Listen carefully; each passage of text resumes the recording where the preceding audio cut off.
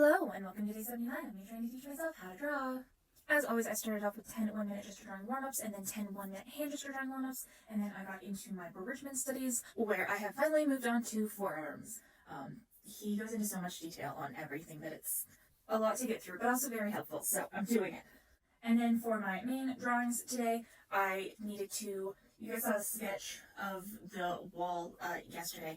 I needed to finalize that. I was going back and forth on whether or not I wanted it to just be a flat wall or if I wanted to, change the angle of the camera so you could see the corner, and I decided to keep it with a flat wall just because I felt like it flows nicer to get from one panel to the next in the scrolling webcomic layout that I am doing all of this in. So my two biggest challenges today were kind of the same challenge, and it is cloth, cotton, shading, and texture. Unlike every other time that I have sketched this out, I got myself a reference for both of these.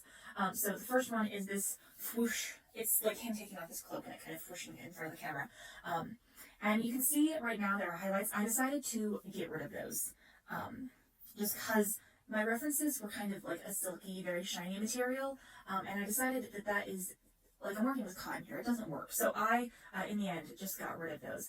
And then I actually had to take my own reference picture for this one of his cloak laying on the end table there. Just references. It doesn't have to be the right angle. When you're dealing with cloth, it's all those little folds that make it look realistic that are so challenging.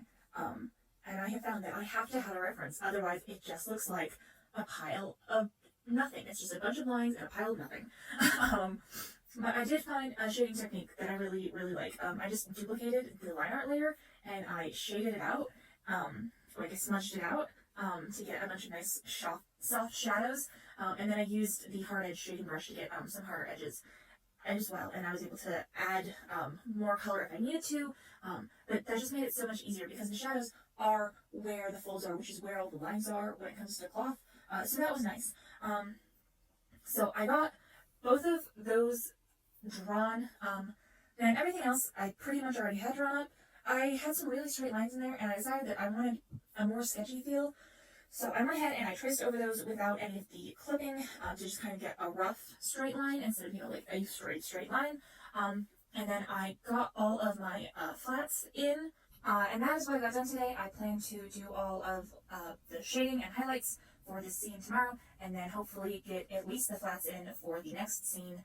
And then I have another big background scene to do. But yeah, that is what I got done today. That is the plan for the rest of the week, and I will see you all next time.